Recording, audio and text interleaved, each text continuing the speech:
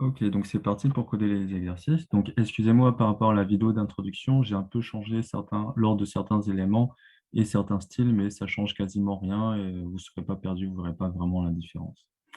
Ok, donc c'est parti pour le premier exercice. Donc, euh, je vais juste lire les titres dans chacun des exercices et les différents to-do list. Je ne vais pas lire les petits et longs énoncés parce que ce serait long, fastidieux et ennuyeux. Et certains éléments des énoncés sont un peu inintelligibles. Et donc, vu que réalise les exercices, je vais vite fait les expliquer et les exécuter en faisant les to-do list. Donc, pas besoin pour moi de vous ennuyer à lire ce contenu qui n'est pas toujours très intéressant en plus. Donc, dans un premier temps, j'ouvrirai la console du navigateur que je vais placer au bon endroit pour que ce soit facile d'accès. Et ensuite, je vais ouvrir le code HTML de l'exercice. Donc, c'est P1, C2, épisode 1. Donc, je rappelle qu'on peut accéder au code CSS ou SAS en fonction des exercices. Les premiers exercices n'ont pas de code SAS. C'est à partir du P1, C5, E1 qu'on a accès à des exercices sur SAS. Donc, on peut accéder ici au code HTML, au code CSS et SAS. Souvent, je mets une correction. Je crois que dans la plupart des exercices, il y a une correction qui vous permettent, si vous êtes bloqué, vraiment d'avoir une solution. Donc, l'exercice ici fait le focus sur le fait de ne pas se répéter. Appliquer le principe de Don't repeat yourself, dry. Donc, il y a deux éléments qui ont la même classe, qui permettent d'avoir un style plus un texte en majuscule. Sauf que au final, ils ne veulent que le premier texte en majuscule et pas le second. Donc, la to-do list, on dit de créer une classe heading maps, de déplacer la propriété text transform dans heading maps et d'ajouter le heading max à la classe de titre du second titre. Donc, j'ouvre le CSS, je le mets en bas pour que ça soit accessible, les deux codes. Et donc, on me demande de créer une classe. Donc, je copie le nom pour ne pas faire d'erreur. Et on me demande de déplacer cette règle dans la nouvelle classe.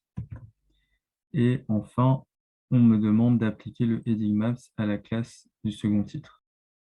Ok, donc je croyais que c'était le premier titre qui devait être en majuscule, mais non, c'est le deuxième. Donc, peu importe, c'est pas grave. Donc si je sauvegarde, donc, les modifications s'appliquent et on voit que on a ajouté juste une nouvelle classe, on a fait un petit refactoring, comme on dit, pour obtenir le résultat souhaité. Très bien. Donc, je passe à l'exercice suivant. Donc cet exercice, l'impact de la spécificité sur la structure de votre code. Donc, vraisemblablement, ça va parler de spécificité. Et donc, je lis les to-do list maintenant. Analyser le niveau de spécificité des boutons dans le fichier CSS. Donc, j'ouvre ça. Les spécificités des boutons. Donc, on a deux classes de BTN et il y en a un qui est plus fort que l'autre parce que lui, il a une balise et une classe et lui, il a juste une classe. Donc, lui, il va être plus fort que lui. Et lui, comme il a un background, celui-là s'il a un background, ouais, qu'il a, il va écraser celui-là. Donc, c'est ça qu'on doit analyser. Refactoriser le CSS pour que BTN pink passe au-dessus du fond BTN et passe le second BTN en rose. C'est super bien dit tout ça, j'adore. Donc, on doit refactoriser, donc changer les spécificités pour ne pas que le BTN, lui là, j'imagine, euh, écrase celui-là. Parce que lui sera vraisemblablement en rose et pour l'instant, on ne voit que du vert. Donc, la troisième, cela peut se faire en augmentant la spécificité de BTN Pink, mais pour maintenir les différentes spécificités au minimum dans le code base, il vaut mieux réduire la spécificité de BTN. Donc, de BTN, c'est en réduisant, c'est en mettant les deux cibles au même niveau, puisque celle-là, elle est définie après celle-là.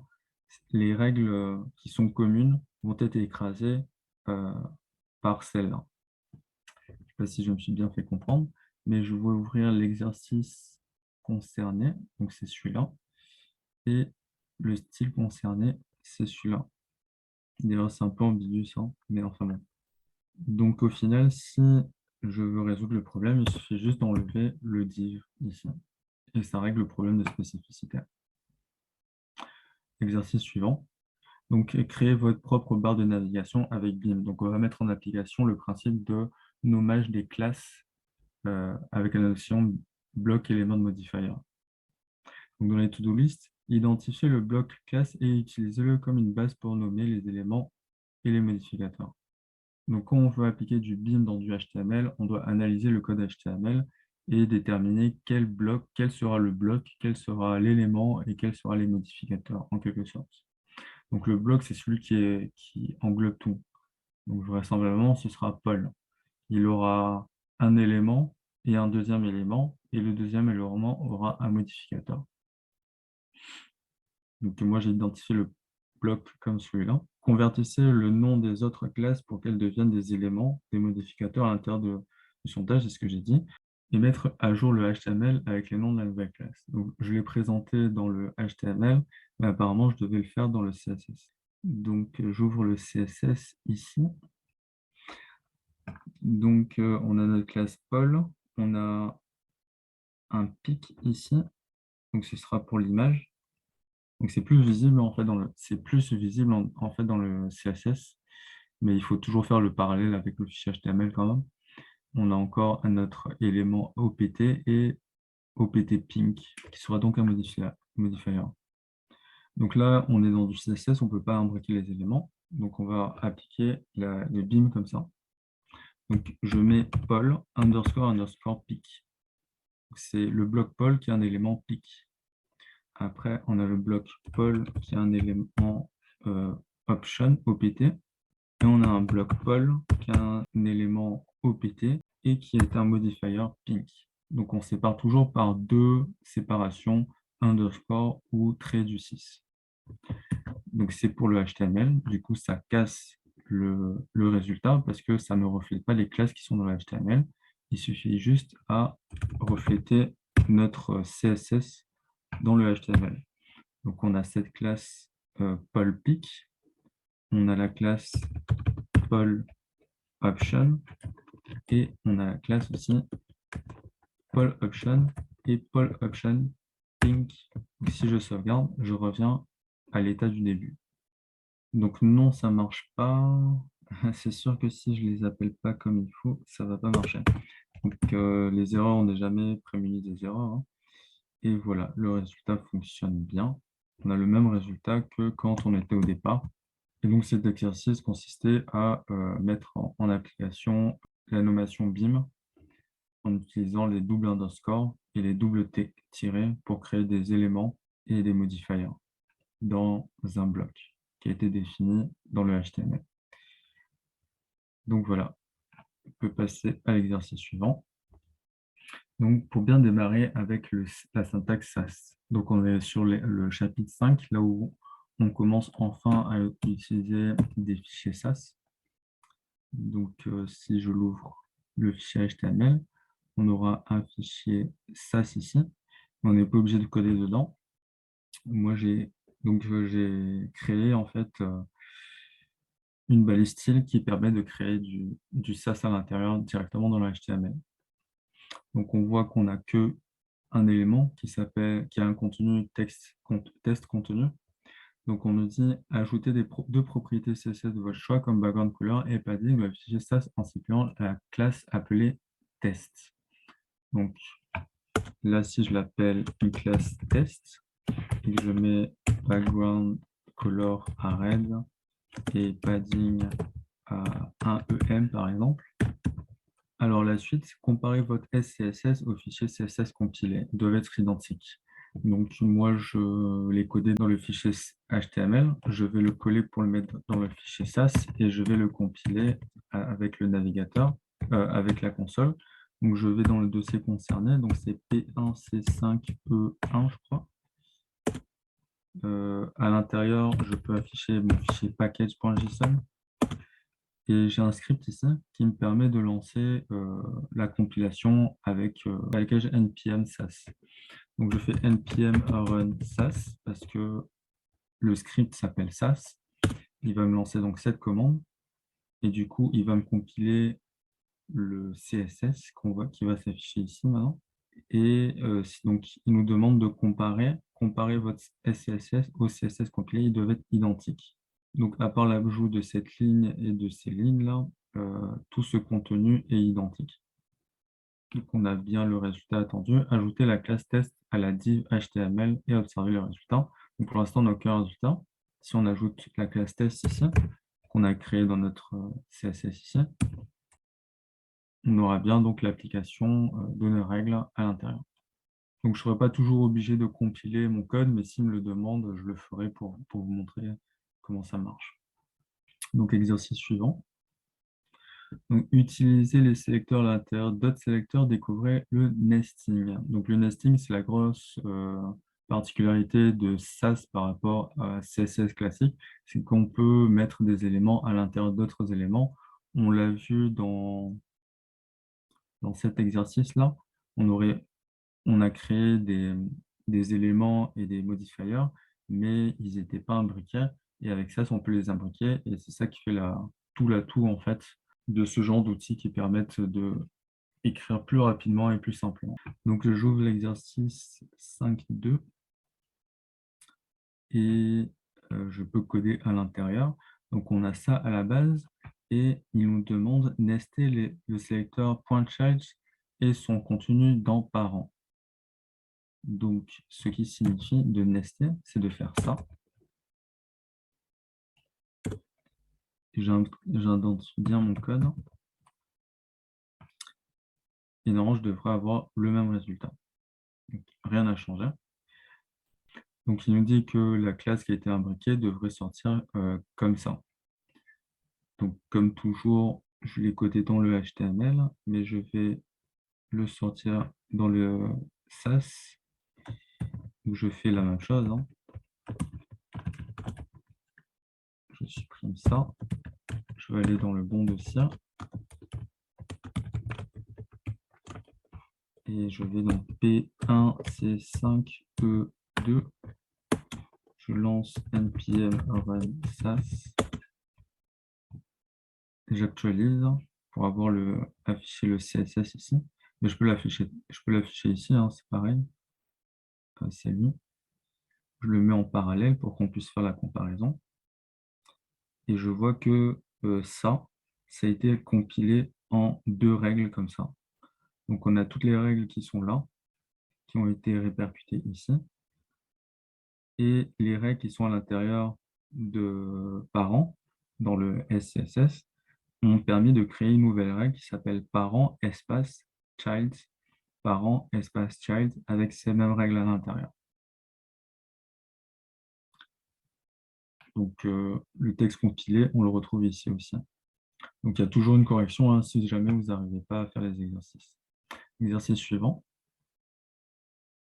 Découvrez d'autres types de combinateurs. Donc, les combinateurs, ce sont des propriétés qui sont utilisables au niveau des cibles, qui permettent de préciser une cible. On peut parler d'enfants, de descendants, de frères directs, de frères éloignés, et de beaucoup d'autres choses, de pseudo-éléments et de pseudo-classes. Donc, je vais dans l'exercice concerné, c'est P1C6E1, et j'ouvre le SAS aussi à l'intérieur.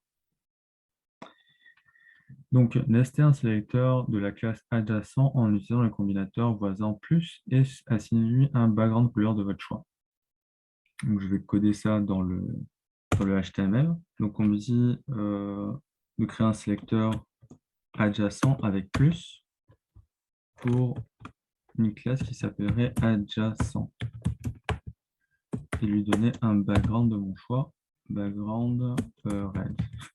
Donc, si je sauvegarde, donc, je vois bien que j'ai la règle qui a été appliquée pour adjacent. Donc, dans le HTML, adjacent, ça correspond à frère et sœur adjacent, frère et sœur adjacent. Deuxième, nester un sélecteur de la classe child en utilisant le combinateur enfant direct. Donc, child, il est là, il est enfant direct de root. Donc, on avait adjacent qui était un frère de root. Là, on va cibler un enfant de root et pour cela, on va utiliser le chevron fermant qui fait référence à l'enfant direct. Ils nous disent de dessiner un background de notre choix. Donc, je ne vais quand même pas choisir red encore, je vais mettre purple. Donc, contenu enfant, contenu descendant. Donc, child, il contient ce texte et il y a une balise à l'intérieur de classe descendant qui contient ce texte. Donc, 3. Nester le sélecteur de la classe descendant en utilisant un combinateur descendant. Normalement, le combinateur descendant est un espace, mais avec ça, nester directement un sélecteur va compiler comme un espace du combinateur descendant dans le CSS. Assignez la background color de votre choix au sélecteur descendant de nesté.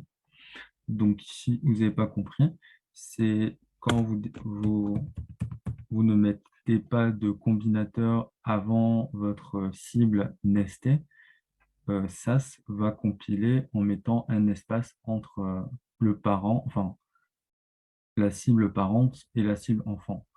Quand vous mettez un combinateur, il va coller la cible parent au combinateur et le combinateur à la cible enfant. Donc là, on ne met aucun combinateur, donc il va mettre un espace entre les deux et l'espace parle de descendant. Un descendant, c'est différent d'un enfant direct.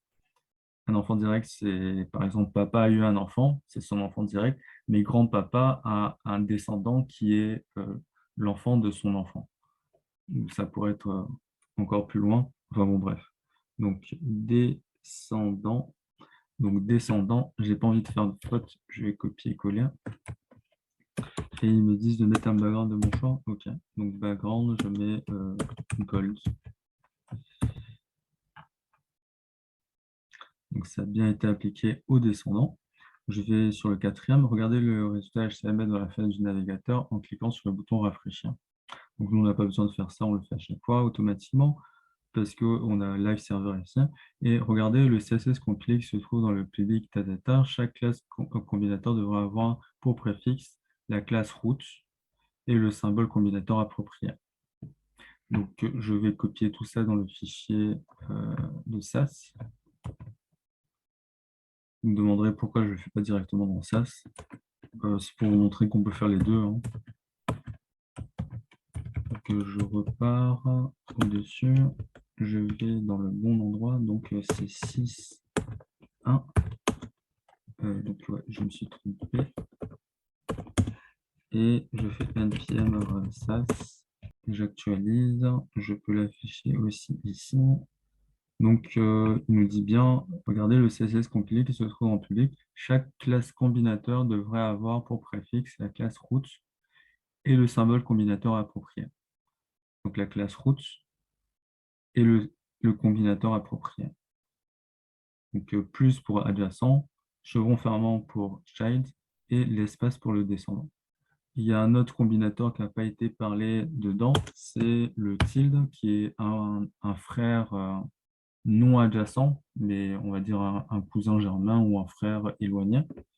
On peut par exemple cibler la classe, si je regarde, donc root pourrait cibler descendant, qui serait donc lui.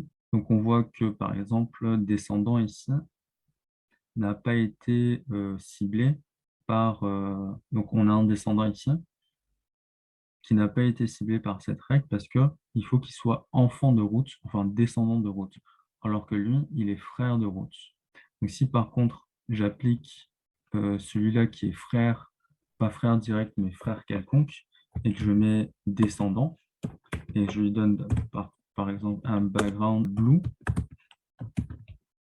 là du coup, le frère, lui,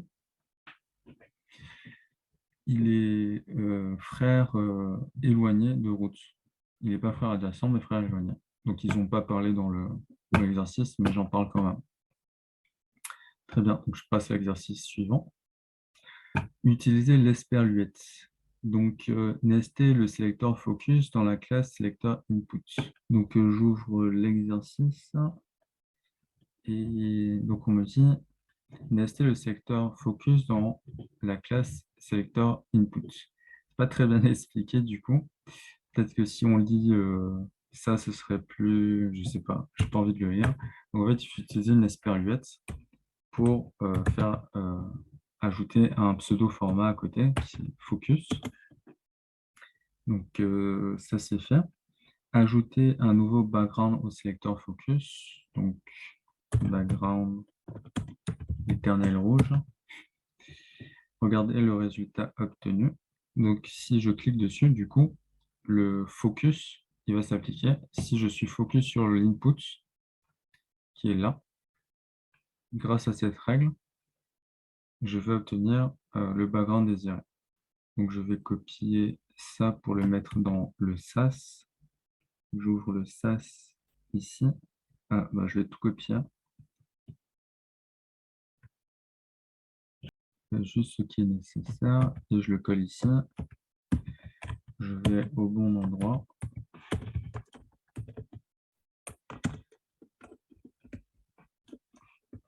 C'est 2. Et je relance mon npm run SAS qui va donc me compiler le SAS. Et j'aurai une nouvelle règle ici, input avec le focus et ma propriété. Donc, à partir de ça qu'on obtient ces deux règles-là. Donc, je passe à l'exercice suivant. Intégrer les notions apprises. Donc, on avait fait un exercice dans il me semble que c'était avec les pôles, là. Non, c'était le chapitre 3, il me semble. Ouais, on avait créé les éléments et les pseudo-éléments. Donc, du coup, dans l'exercice, dans le chapitre 7, c'est cet exemple qui est repris, où on a toujours notre doc Paul avec les éléments et les pseudo et le modifier. Et on nous propose d'utiliser l'esperluette cette fois-ci pour non seulement nester les éléments, mais générer dans le nesting nos éléments dans le bloc et notre modificateur dans le bloc aussi. Donc, quand on veut faire ça, ben, on coupe tout simplement ce qu'on veut nester dans l'élément dans lequel on veut nester. Et ensuite, on remplace le nom du bloc.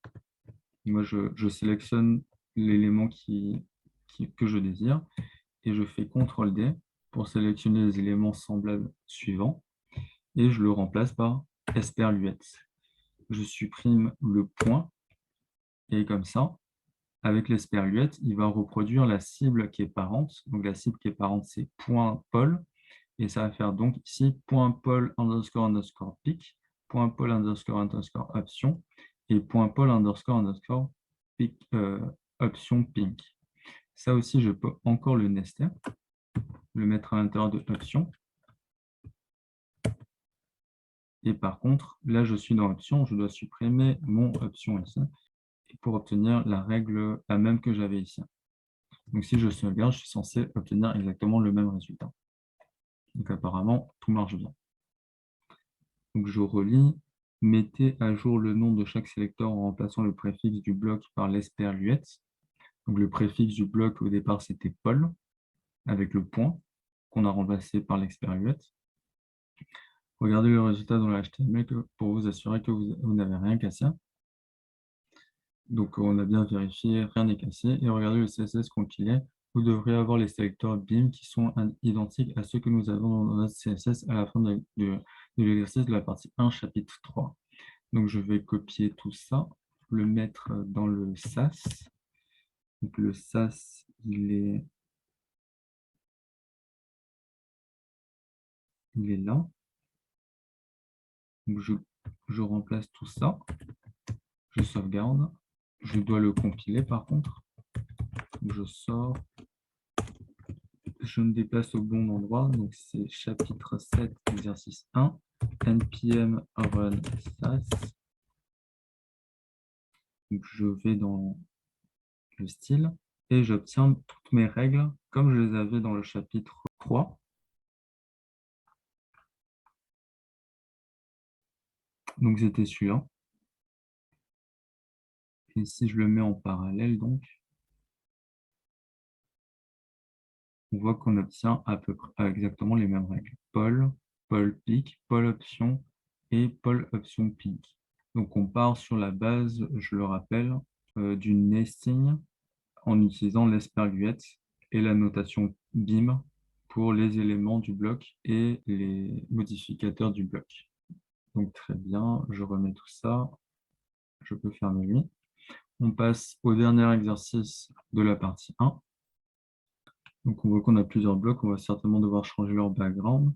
Donc dans les to-do list, utilisez le nesting et l'espériode pour créer un modificateur btnpic. Donc je vais ouvrir l'exercice et son SAS. Donc on me dit de créer un modificateur à btn qui s'appelle pink. J'utilise l'espériette. Je continue le nom de btn avec 2 tirets pour créer un modificateur que j'appelle pink. Changer la couleur de fond de btn pink par celui-là. Donc je le copie pour ne pas faire d'erreur. La couleur de fond, c'est background. Je sauvegarde. Donc on voit qu'on a un résultat. Utilisez le nesting et l'espériode pour créer un modificateur btn outline. Je devrais le copier-coller, sinon je sens que je vais faire une erreur. Donc underscore, espériette, je colle. Dans la branche btn outline du bloc btn, donc il veut les dire dans le modificateur btn outline du bloc btn, nester le nouveau sélecteur en utilisant espériette pour le lier à btn pink. Donc pour le lier. Donc après, il faut vraiment lire entre les lignes. C'est pour ça que il n'est pas super son exercice. Donc quand il veut dire le lier, c'est faire en sorte que on puisse avoir 2 classes sur le même élément. Une classe qui s'appellerait btn outline et une autre classe qui s'appellerait btn pink. Donc je relis. Dans la branche btn outline du bloc btn, nester un nouvel, donc ils ont mis le, mais c'est un nouveau sélecteur en utilisant l'espériette pour le lier à btn pink. C'est pas très lisible ce qu'ils disent. Donc j'utilise espériette, je mets un point et je dis pink. J'ouvre. Dans le btn outline.btn pink, changer la couleur de bord et de la police en ça. Donc on me dit bien dans la double classe outline et pink, donc je dois changer la police, donc c'est color que je mets à ça. Et la couleur de bordure, donc c'est border color que je mets à 100. Si je sauvegarde. Donc là, je n'obtiens pas le résultat. Ok, donc ici, en fait, je ne suis pas sûr. Mais en tout cas, si je mets btn pink ici, je pourrais peut-être mettre... Non, btn pink, parce que je veux que btn-outline soit lié à btn pink. Et je ne peux pas encore utiliser une autre espériette ici, parce que sinon j'obtiendrai, ça ne marcherait pas, quoi. C'est plutôt comme ça.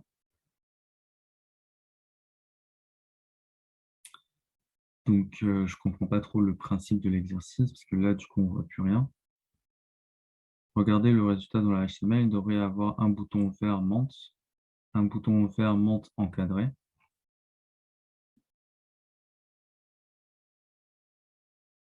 Et un bouton rose et un bouton rose encadré. Donc, j'obtiens pas vraiment ça. Donc, du coup, je vais regarder sa solution. C'est un peu hallucinant. Tu m'étonnes qu'aucun de mes élèves n'ait fait cet exercice. C'est juste n'importe quoi. Alors, donc, on a BTN. On a BTN ping. Jusqu'à là, ça va. Ouais, ça correspond pas très bien. Donc, du coup, il y a ces 3 petites règles qu'on sautait. Moi, j'ai pas lu qu'on devait mettre un background unset, background color unset. J'ai pas vu qu'on devait mettre une bordure comme ça. J'ai pas vu cette couleur du tout de tout l'exercice. Donc si je colle, je vois bien qu'il est affiché nulle part. Donc super quoi. Ok. Donc je vais copier ça, le mettre au bon endroit. Tac, coller et voir le résultat. Peut-être on va obtenir ce qu'il dit. Ok, donc c'est bien ça.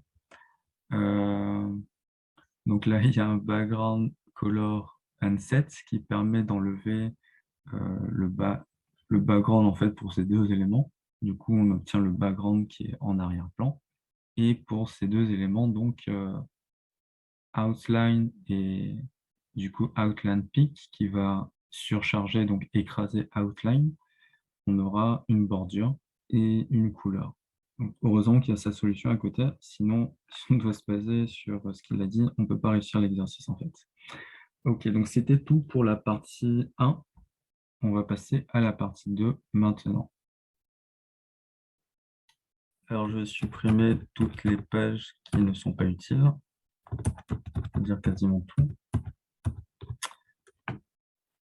Et j'ouvre le premier exercice du P2. Donc, je l'ouvre aussi dans le HTML et dans le CSS. Et me voilà parti. Donc, utiliser des variables pour gérer les couleurs. Donc, créer une variable pour stocker la couleur primaire, vert menthe avec cette couleur. La même chose pour stocker la variable dans secondary color. Remplacer les instances de ça par primary, par secondary. Rafraîchissez la page et vérifiez que rien n'a changé. Mettez à jour la valeur de la couleur stockée en primary avec la couleur de votre choix. On pourra changer. Rafraîchir la page pour vérifier et comparer avec le CSS. Regardez le CSS, ça a remplacé les variables par leur valeur X lors de la compilation. Très bien. Donc, je continue à coder dans le HTML. Donc, l'exercice, hein, c'est sur les variables. Donc, on doit créer deux variables, primary color et secondary color. Donc, il y a un qui sera de cette couleur et l'autre qui sera en rose, donc de cette couleur. N'oublie pas les points-virgules. Après, on me dit donc de remplacer primary color par ces mêmes couleurs. Je vais faire ça, CTRL-D, sinon je vais effacer la bonne valeur. Et donc, je copie ça, je regarde où ils sont, je le sélectionne, je fais CTRL-D, je colle, je sauvegarde. Donc, rien n'a bougé. Maintenant, on me demande de changer la primary color par ce que je veux. Donc, je vais mettre, je sais pas, gold. Donc, j'obtiens bien le résultat et je dois vérifier en CSS. Donc, je dois, pour avoir mon résultat CSS, copier donc mon SAS et le mettre dans l'exercice du fichier SAS. Lancer, avoir donc mon CSS compilé. Tac. Je peux le mettre à côté. Et donc, il me demande de vérifier quoi? Regardez le CSS, ça a remplacé les variables par leur valeur exacte décimale. Donc, effectivement, on a bien notre rose et notre gold. Donc, c'est pas en hexadécimal parce qu'on l'a pas défini en hexadécimal, mais vous avez compris. Très bien. Donc, exercice suivant. Donc, gérer les paramètres du mixing. Créer une mixin appelée border en utilisant le mot-clé mixin. Placez-la entre color, primary et alors tac et btn. Donc voilà. Ajouter une propriété border avec une épaisseur de 1, une ligne continue et la variable. Remplacer toutes les instances de la propriété border dans le code base par notre nouvelle mixin en utilisant le mot-clé include. Remplacer le rendu HTML pour vous assurer que les choses n'ont pas changé. Regardez le rendu HTML. Voilà, les CSS vont remarquer que ça se remplace les instances de la mixin par le contenu défini à l'intérieur de border. À l'intérieur, donc border remplace la mixin par ça. Très bien. Donc on me dit de définir la mixin entre primary color et btn avec le mot-clé mixin. Je l'appelle border, j'ouvre les accolades, je lui mets une propriété border, donc à 0,1 REM en solide et avec la couleur qui nous donnait primary color.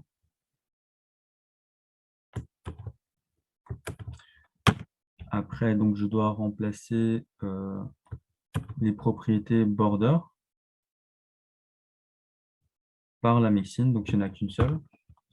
Donc on fait un include, c'est le mot-clé, et on utilise le mot-clé border, et c'est tout.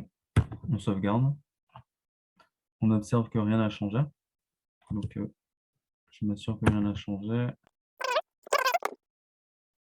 Et maintenant, je dois regarder dans le CSS, donc je dois donc le compiler. Donc je vais sortir le fichier SAS ici, le coller, le sauvegarder, aller dans ce dossier. J'obtiens mon petit CSS, je le mets à côté. Donc je dois observer cette règle-là, donc dans Outline, BTN Outline, BTN Outline, on a notre border avec le 01 EM solide et la couleur de primary color qui est celle-là. Donc c'est bon. Exercice suivant. Donc customiser la valeur par défaut des mixins. Donc il s'agit de mettre des arguments. Ajouter à la mixin border un argument color. Modifier la propriété border pour utiliser la valeur color que nous avons passée plutôt que primary color. Ajouter une valeur par défaut à l'argument color de primary color. Donc on ajoute un argument à la mixin. On met une valeur par défaut à la mixin. On remplacer la propriété border située dans le secteur BTN selector avec la mixin border, donc ce qu'on a fait à la dernière étape de l'exercice précédent. Passer en argument color primary plutôt que rien du tout. Vérifier que le HTML n'a pas changé visuellement. Et donc vérifier qu'avec le CSS compilé, la mixin a compilé la bordure et que vous obtenez une bordure à 1 ERM solide et de la couleur que nous avons spécifiée. Ça, si on ne met pas d'argument, alors la couleur par défaut sera appliquée. Très bien. Donc c'est le suivant, hein, c'est ça. Je vais ouvrir le SAS aussi de ce côté. Comme ça, c'est prêt. Alors, on dit de rajouter un argument qui s'appelle color. Modifier la propriété border pour qu'elle accepte color. On me dit ensuite ajouter une valeur par défaut à l'argument color de color primary. Donc je coupe color ici et je le mets ici. On met en 2 points, on colle la couleur par défaut après la valeur après le nom de l'argument. Remplacer la propriété border située dans le BTN pink. Donc ici, je vais faire un include de la mixin. Alors include border. Passer en argument secondary color, color secondary. Donc je copie et je colle ici dans l'argument, j'ouvre des parenthèses et je le mets en argument. Vérifier que le HTML n'a pas changé. Donc je sauvegarde et j'obtiens le même résultat. Donc c'est très bien. On me dit ensuite de vérifier toujours dans le CSS. Je vais copier tout ça. Je vais le mettre ici. Mon CSS est là, donc j'ai un BTN Outline, un BTN Outline Peak. On me dit de regarder celui-là. Il a bien ses valeurs, plus le secondary color, qui est bien celui-là.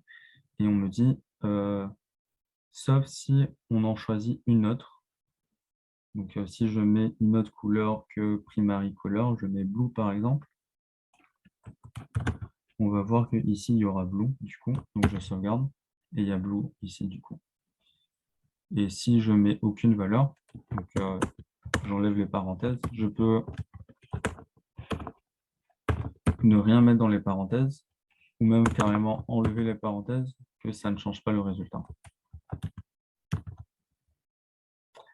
Très bien. Donc c'est bon pour cet exercice, je passe au suivant. Donc, utiliser les extensions SAS. Alors, créer un sélecteur heading typographie et donner-lui des propriétés typographiques comme font size, font style, color, etc. Utiliser le nesting et l'espère-UX pour créer des éléments. Donc, on a des blocs, des éléments et des modifiers de titres pour les blocs form et proche prev. Donc, on aura le bloc form __ titre et proche prev __ titre.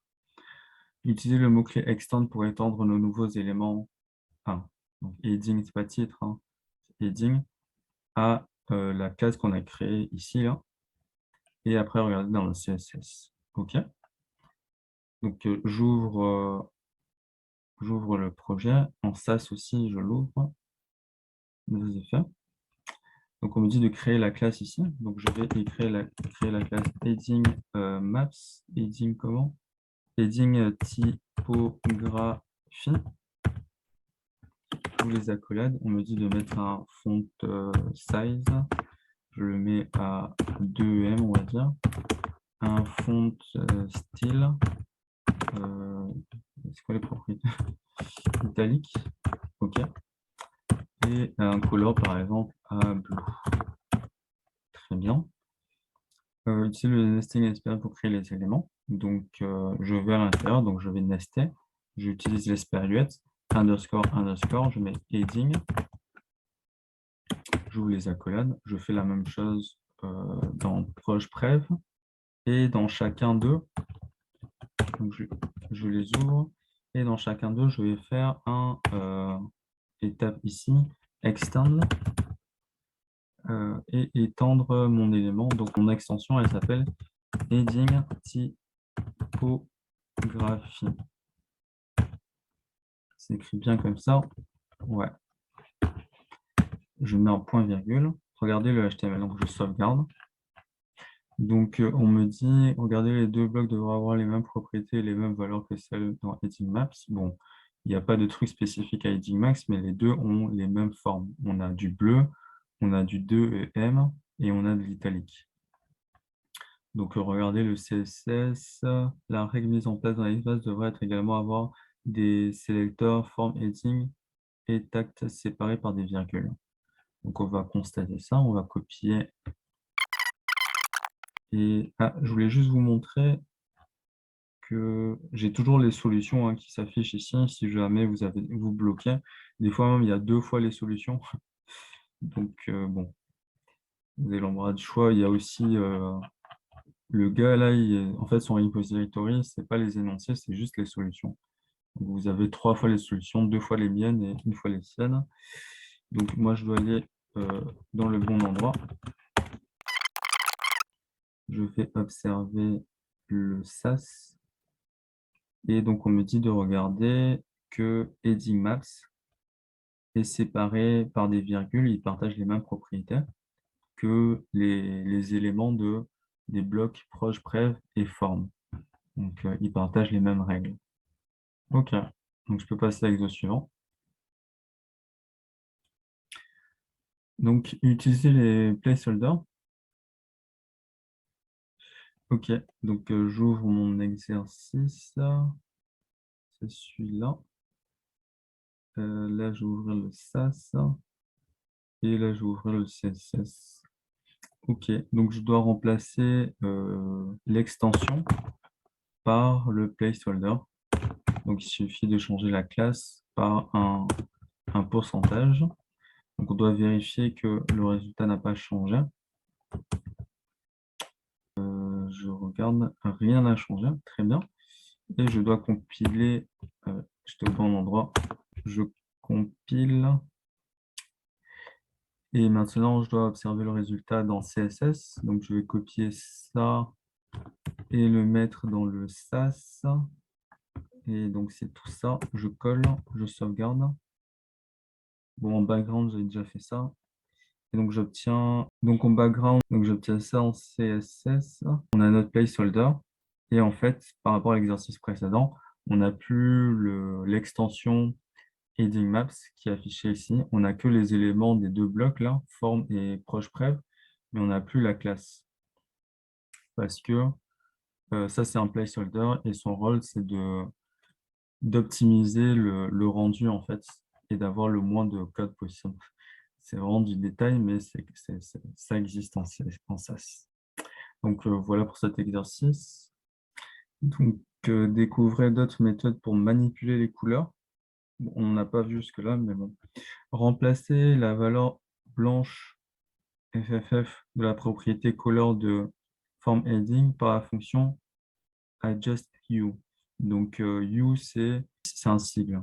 Passer adjustHue la fonction, donc c'est une fonction SAS, comme premier argument de color primary. Ils ont un peu inversé la manière de dire. On dit plutôt passer color primary comme premier argument de la fonction. Enfin bon, bref. Ajouter un second argument avec le degré que vous souhaitez appliquer. Donc, c'est un pourcentage de 0 à 100%, je crois. Regardez le rendu de la page et les couleurs résultant de votre adieu. Regardez le CSS, la valeur compilée de la propriété form header, form heading et le résultat de ASIO. OK, on va observer ça.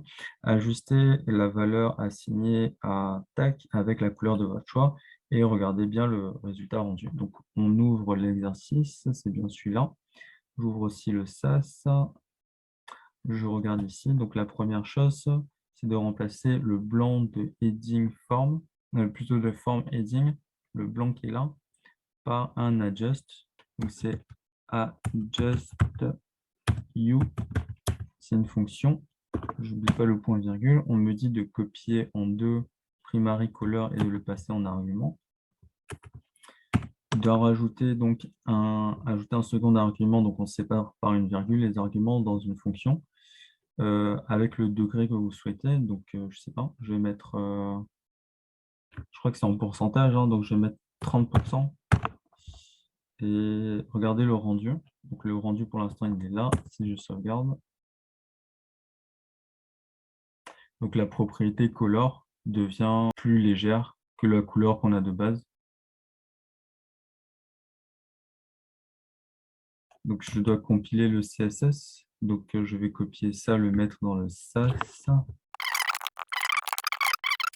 Et je regarde la valeur compilée. Donc, on voit que ça commence par 15. Après, c'est B3 et DE.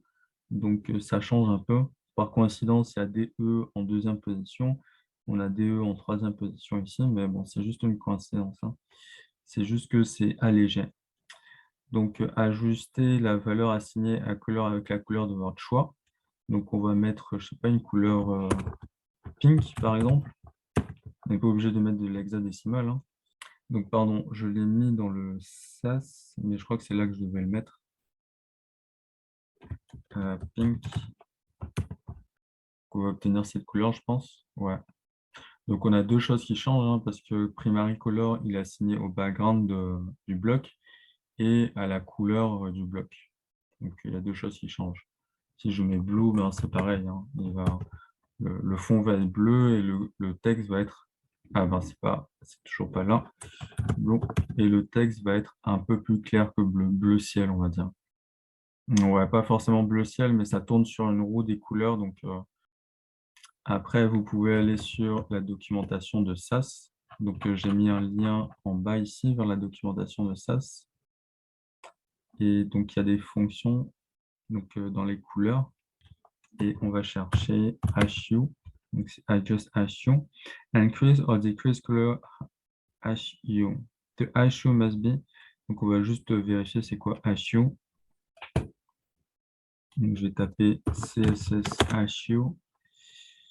HU is the degree of the color wheel. Donc, c'est une roue, hein. From 0 to 360. 0 is red, 120 is green, 240 is blue, and 360 donc is red too. Saturation is a percentage value. 0 means a shade of gray, and 100% should be a shade of black, I think. Donc voilà, l'exercice est fait. On passe au suivant.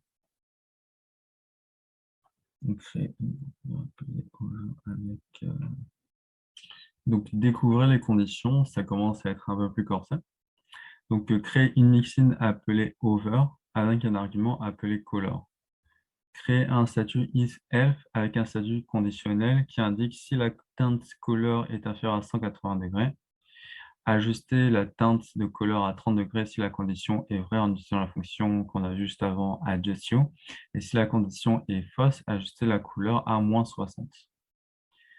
Utiliser le nesting et l'espaluette et le pseudo-élément over et créer un sélecteur over pour BTN. Donc au survol, hein, over. Inclure la mixine over dans le sélecteur BTN. Donc la mixine qu'on a créée, on l'inclut dans notre nouveau sélecteur over sur BTN avec la valeur de couleur utilisée dans la propriété background de BTN comme argument de la mixin. Regardez le rendu sur votre page et regardez le CSS. Très bien. Donc, j'ouvre l'exercice, j'ouvre le SAS. Ok, donc on observe ce qu'on a. Donc, on doit créer la mixin, créer une mixin over. Très bien. Je crois j'aurais cru qu'elle était créée. Alors, mixin, on l'appelle over. Elle aura un argument à un moment ou à un autre. On crée une condition, donc if. Donc, je ne me rappelle plus très bien comment on crée les fonctions. Ça change en fonction des langages. Et il faut avoir mémoire d'éléphant pour s'en rappeler à chaque fois. Donc, @rule, c'est les arrobases. Et flow control, ok. Et il y a pas mal, il y a les fonctions, on verra ça un peu plus tard. Mais if, du coup, je cherche if. Ok, donc on a if ça. Moi, je veux un opérateur. On a un double égal ici. Ok, donc il n'y a pas besoin de parenthèse. Et après, on met les crochets. Donc, on met un if et après un else. Et on peut recontinuer avec d'autres if sans mettre les arrobases. Très bien. Donc, ma condition, moi, c'est if. C'est quoi déjà ma condition? Mémoire de poisson. Alors, si la teinte. Donc, on doit avoir une variable teinte ici.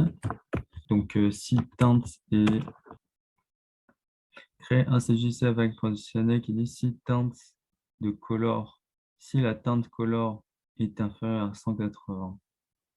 Ok, donc on va lire un peu plus le texte. Donc j'imagine qu'à un moment, il y aura écrit you.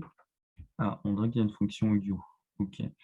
Mais si elle est supérieure ou égale à 180, alors nous baisserons la couleur à 100. Pour avoir la bonne teinte, nous allons utiliser la fonction you dans ce sas qui a set une couleur unique en tant qu'argument et retourne la bonne teinte. Pour avoir plus d'informations sur la fonction, consultez cette page. Ok. You. Super.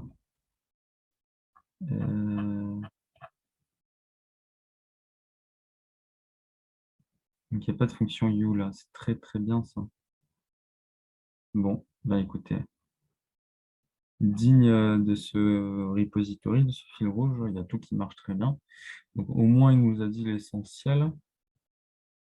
Donc, ici, donc, il nous dit bien créer un statut avec un statut conditionnel qui dit si la teinte color est inférieure à ça. Donc, on doit avoir un argument color ici. Et on doit utiliser la fonction HU avec donc color. Et on doit vérifier que est inférieur à 180. Donc, inférieur à 180, on fait quelque chose. Et si jamais on fait autre chose, on doit ajuster la teinte de la couleur à 30%. Donc, on utilise notre fonction de tout à l'heure, adjust hue de $color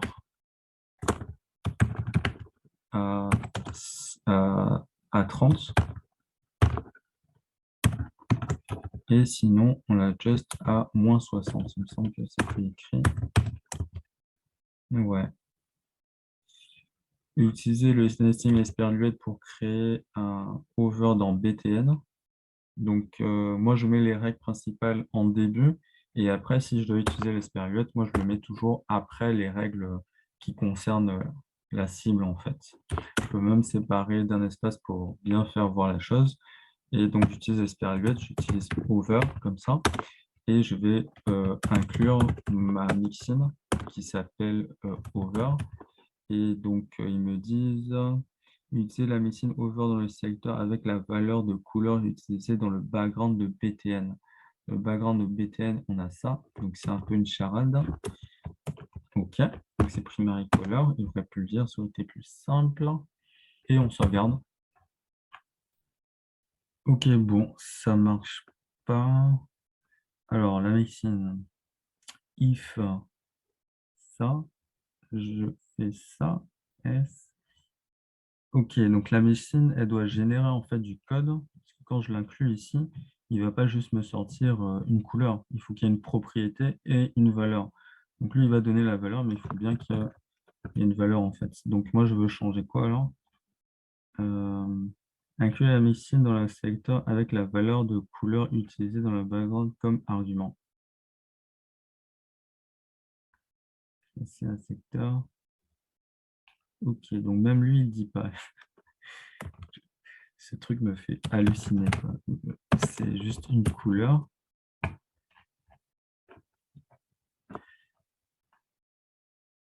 Ok, donc il y en a bien le changement de couleur.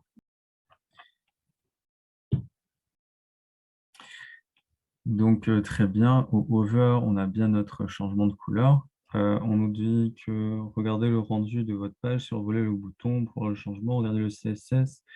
Le secteur bien devra contenir la propriété background avec la valeur de teinte changée. Ok, donc on fait une condition, mais on ne regarde pas les deux cas. C'est très malin ça. Donc si je change la couleur et que je mets, je sais pas, accent au lieu de primary, qu'est-ce que je vais avoir? Mon primary, il vaut ça. Euh, donc apparemment, ouais, c'est plutôt le background que je vais changer plutôt que color. Ok, tac, background. Et maintenant, vous voulez changer la couleur ici et mettre donc accent. Ok, donc en blanc, on ne va pas avoir grand-chose. Je vais mettre secondary.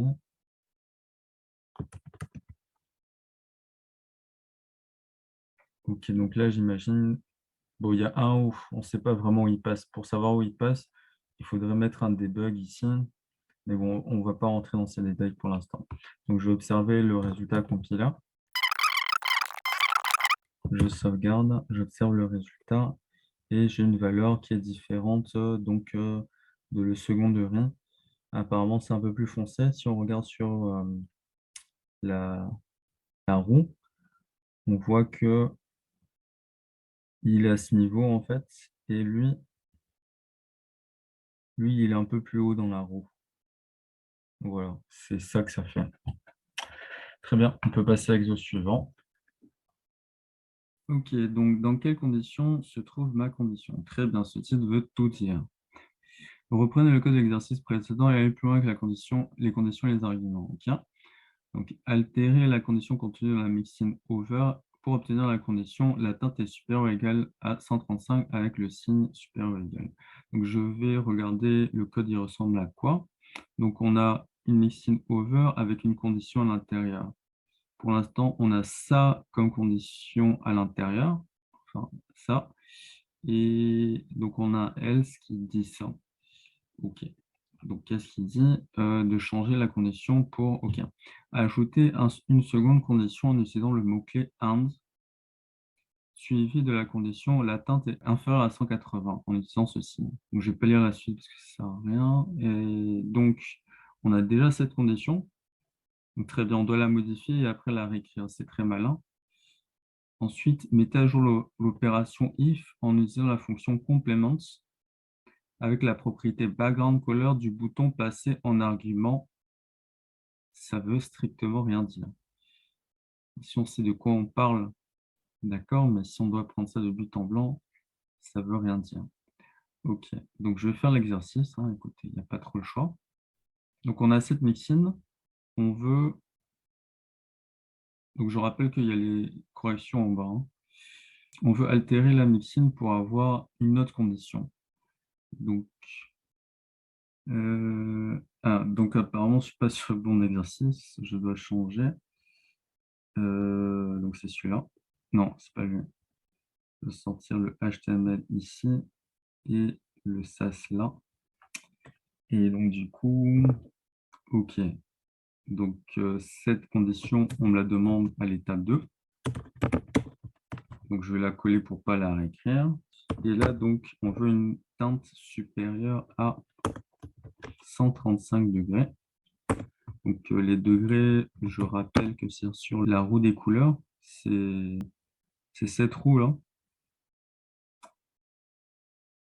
Donc on fait un tour, on a 360 degrés et vice-versa. Très bien.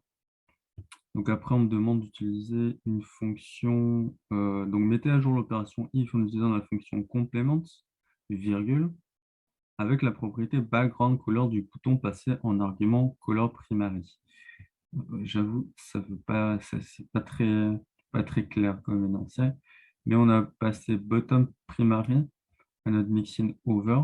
Donc on a bottom primary dans ces paramètres-là.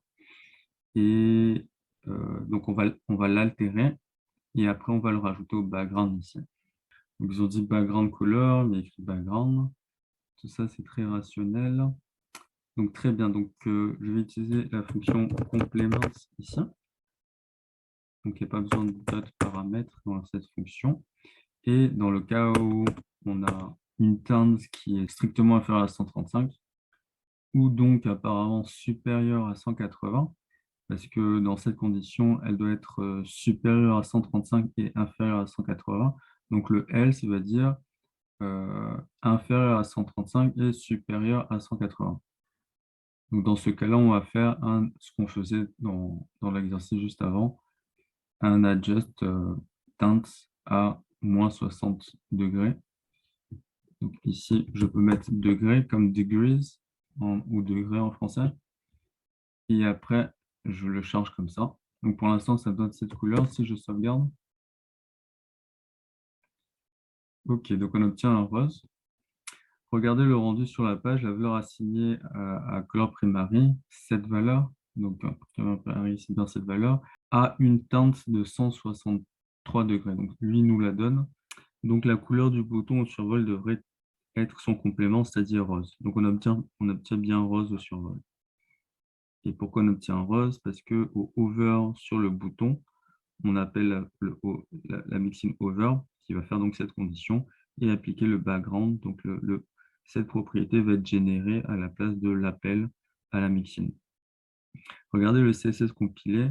Le sélecteur btn over devra avoir un background color de ça, qui est le complément de ça.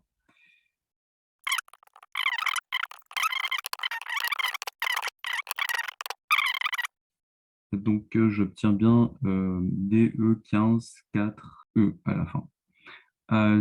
Ajuster la couleur de couleur primary, par exemple, à cette valeur. Et regardez comment la couleur de bouton change lorsque vous passez au-dessus. Très bien. Je colle, je sauvegarde. Et apparemment, je dois actualiser la page pour qu'on puisse voir le CSS changer. Donc là, on voit bien que ça a changé. Et au survol, ok, donc on voit aucun changement parce que dans le HTML, on a le code et je pense qu'il écrase ce qu'on a dans notre CSS ici. Donc si je sauvegarde en ayant supprimé la chose, on va avoir le bon résultat. Donc on doit avoir cette couleur de base et se changer en vert ici. Très bien. Donc ok, on a constaté, on passe à l'exercice suivant. Donc créer des fonctions. Donc, dans cet exercice, entraînez-vous aux fonctions en créant une fonction qui change une couleur en une couleur pastel avec le code fourni dans l'exercice. Donc, apparemment, il y a une fonction HSL pour hue, la teinte, S, la saturation et light, la luminosité. Très bien. Donc, déclarer une fonction avec le mot-clé function, on l'appelle pastel. Donc, ajouter un argument à la fonction qu'on va appeler CLR, qui correspondra donc à la version pastel de la couleur qu'on passera en argument. Ajouter des accolades après les parenthèses. À l'intérieur des accolades, déclarer une variable hue pour la teinte. Donc, on doit extraire de clair. Donc, avec la fonction hue, on l'a vu dans l'exercice précédent. Créer une variable pour la saturation qu'on va mettre à 100%. Et une variable pour la luminosité qu'on va mettre à 90%.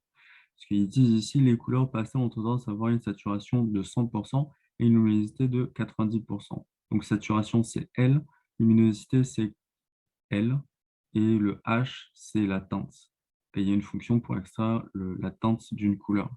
Donc créer une variable pour notre nouvelle couleur pastel appelée pastel et utiliser la fonction HSL pour créer sa valeur en passant la teinte, la saturation et la luminosité en tant que valeur. Donc tout ça, c'est encore dans la fonction. Il est maintenant temps de retourner notre couleur pastel en utilisant le mot-clé return, suivi de la valeur que nous voulons retourner, donc pastel. Utiliser notre nouvelle fonction pastel pour configurer le background color de btn over en utilisant le background color btn de color primary en argument. Donc, on va appeler la fonction avec ça en argument color primary qui va nous retourner donc la couleur pastel de color primary qu'on ajoutera au btn over. Pour rendre la police plus lisible quand on passe la souris dessus, configurons la couleur de la police en btn over avec la valeur originale de color primary. Donc, on obtient une couleur pastel qu'on met en fond. On garde la couleur d'origine qu'on met en police de caractère. Regardez le rendu, lorsqu'il est survolé, le bouton doit être d'un vert menthe pastel avec le vert menthe original et lumineux de couleur primary comme couleur de police. Regardez le CSS compilé, où BTN Over devrait avoir une background de ça, qui est une version pastel de la couleur primary. Comme background. Ok, donc on va commencer l'exercice. Donc, j'ouvre le banc d'exercice, on est là.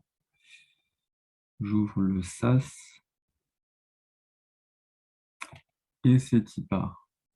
Donc, on me demande de créer une fonction. On me dit que c'est le mot-clé function. Je l'appelle pastel et je lui donne en argument CLR.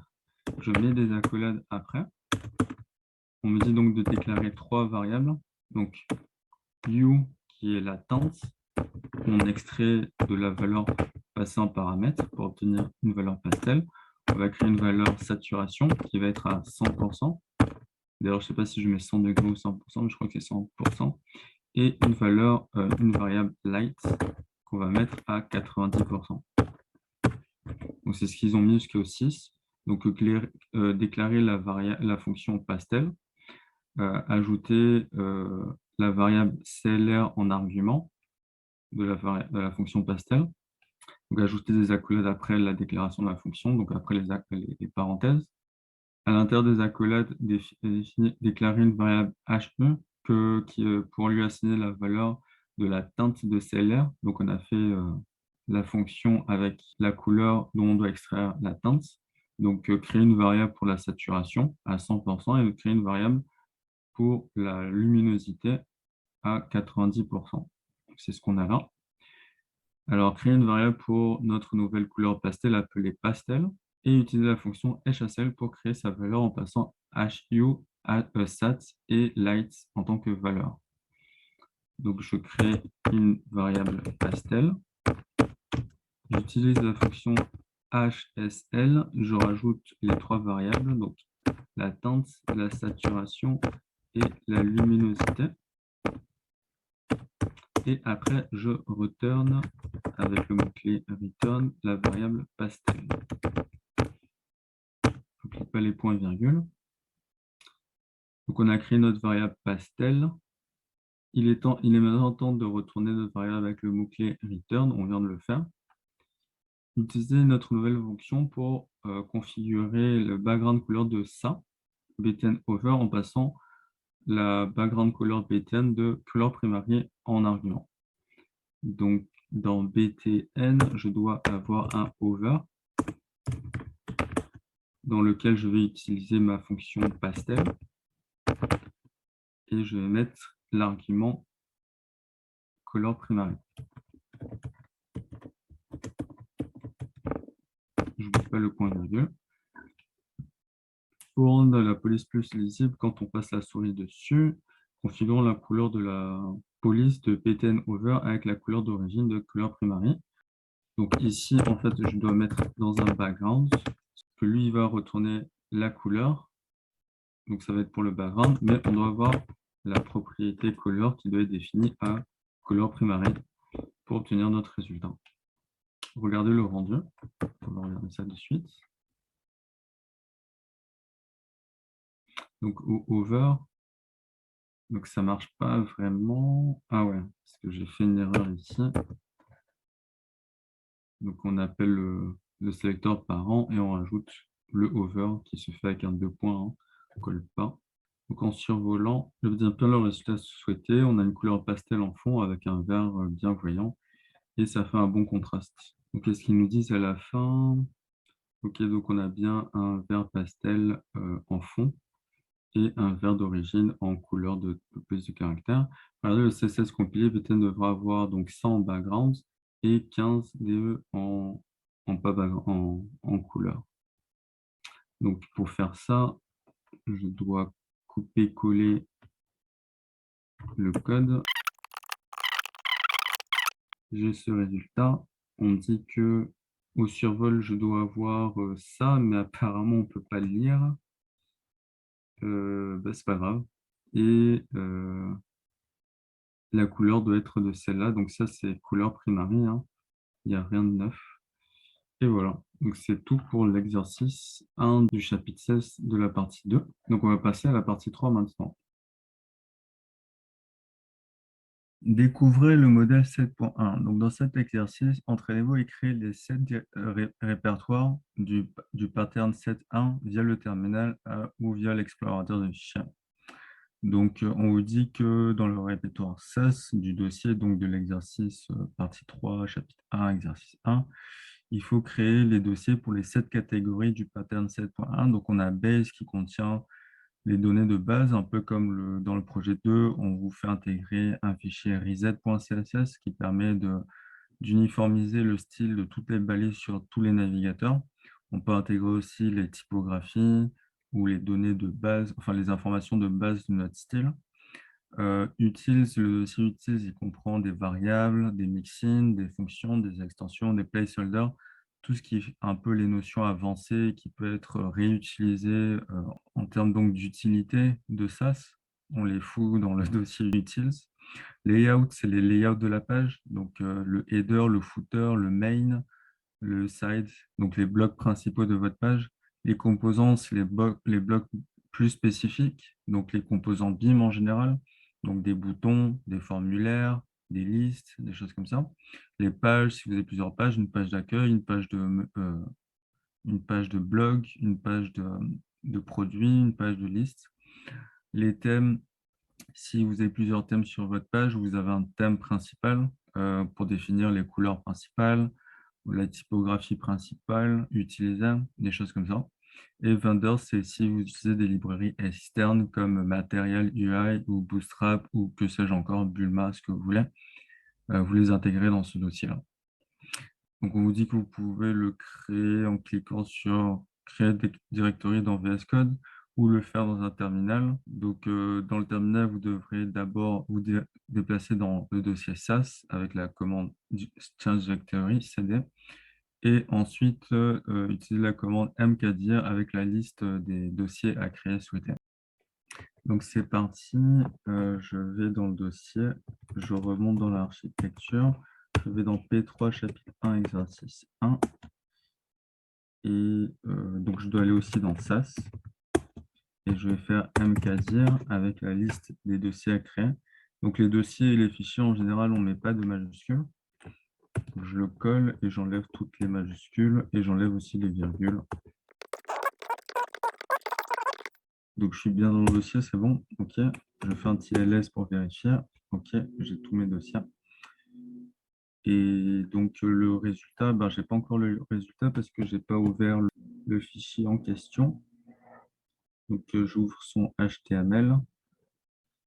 Donc, de l'HTML, je précise bien qu'on ne peut pas réaliser l'exercice dans ce fichier. On est obligé de le faire dans le fichier de SAS. Donc, j'ouvre aussi le fichier de SAS et je vais le compiler dans son CSS. Donc, il n'a pas compilé automatiquement. Je simule une modification. Donc, on voit que ça a changé. Je vais sortir juste le CSS là. Et on voit que tout ce qui est dans le dossier ici, dans le main.sas, CSS, les mixins et tout ça, ça a été compilé ici. Par exemple, on a form, heading, on a notre form, heading, field, label, on a tout. Voilà, donc voilà pour l'exercice 1. Donc la suite du chapitre 1 qui était la découverte du pattern 7.1, maintenant nettoyez et organisez vos fichiers pour l'intégrer donc dans le pattern 7.1. Donc, on donne un exemple pratique avec un dossier, un partiel variable.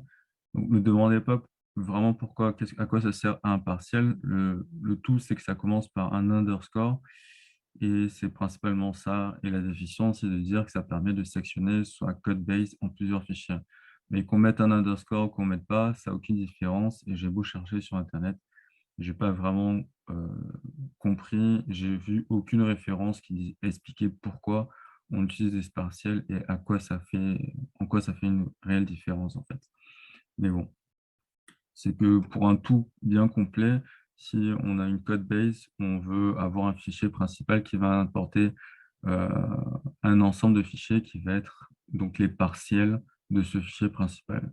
C'est la seule chose qu'il y a à comprendre. Donc, créer un fichier dans utils qui s'appelle variable dans lequel on va importer les variables qui sont présentes pour l'instant dans main.scss. Après, on devra importer notre nouveau fichier variable.scss dans notre fichier main.scss et observer le rendu. Et après, on continuera l'exercice en poussant un peu plus loin. Donc, j'ouvre l'exercice au bon endroit, donc le HTML, le SAS. Donc, de l'HTML, je redis toujours qu'on ne peut pas pratiquer cet exercice dans ce fichier, on doit le faire dans le fichier de main, main.scss. Donc, on dit de déplacer les variables qui sont dans main.css dans notre nouveau partiel. Donc, d'abord, on doit créer le partiel. Donc, moi, j'ai des raccourcis pour créer des fichiers, des dossiers dans mon VS Code. Donc, je l'appelle underscore variable.scss.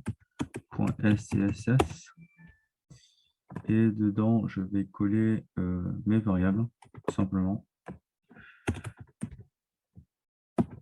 Et par contre, à la place, j'aurai besoin donc d'importer ce nouveau fichier. Donc, import. Mais ce fichier, il doit être dans un dossier en fait qui s'appelle utils. Sinon, c'est pas logique dans le pattern 7.1. Ok, donc il est au bon endroit. Et donc, je veux importer utils / underscore variable. Et je dois mettre tout ça entre parenthèses. Donc, je m'assure que je pars du bon endroit avec /. Et je ne suis pas obligé de préciser l'extension. Ça le reconnaît d'emblée. Donc, j'ai d'autres variables ici que je vais mettre donc dans mon fichier variable. Très bien. Donc, maintenant, si je veux voir le résultat,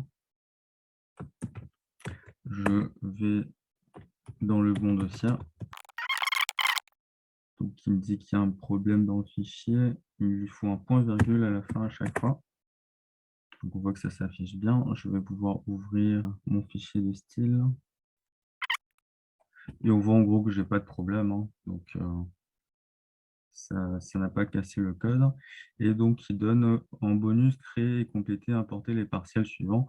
Donc, on a form, nav et header qui sont dans le dossier layout. Donc, je vais créer un dossier layout. Et dans ce dossier, je vais créer trois partiels. Donc, on aura form au singulier, un autre qui s'appelle header.scss et un dernier qui s'appelle nav.scss et il faut l'underscore devant. Et maintenant, je vais importer les données qui sont dans main et les mettre au bon endroit à chaque fois. Donc, pour le form, je vais prendre cette... moi, je l'aurais plutôt appelé un composant qu'un layout. Dans form, je colle mon layout form. Dans header, je colle mon layout header. Et dans nav, je colle mon layout nav.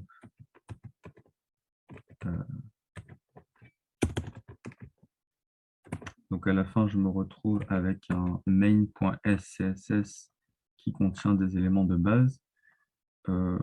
Tiens, juste pour l'exercice, donc container, button, area, tout ça, je pourrais juste garder container ici dans main et mettre tout ça dans base. Donc, je vais créer un dossier qui va s'appeler base. Et dedans, je vais créer un fichier qui s'appelle reset.scss, dont je vais coller toutes ces règles. Et donc, je retourne dans main. Et dans main, je dois faire les imports utiles. Donc, j'importe. Donc, pour l'instant, ça bug, mais si je sauvegarde, donc, il me dit qu'il y a une erreur. Il ne trouve pas le layout qui s'appelle layout. Maintenant, ça devrait fonctionner. Non. Donc, il ne trouve pas la mixin parce que dedans, je dois appeler une mixin, j'imagine, mais la mixin, elle est définie après. Donc, il faut qu'elle soit définie avant les appels. Donc, il y a un ordre en fait à respecter quand on appelle, quand on fait appel aux différents partiels. Et par tâtonnement, on finit par comprendre comment ça se passe, mais je vous le dirai après tout ça. Donc, je vais créer, donc ils disent aussi de créer un utils mixin et function. Donc, ce que je vais faire, donc dans utils, je crée un fichier, un partiel plutôt, qui s'appelle mixin.scss, dans lequel je vais coller les mixins et je vais créer un utils, un partiel dans utils qui va s'appeler function.scss, donc qui commence par underscore, et je vais coller la fonction. Donc, du coup, dans main, je dois appeler ces deux éléments.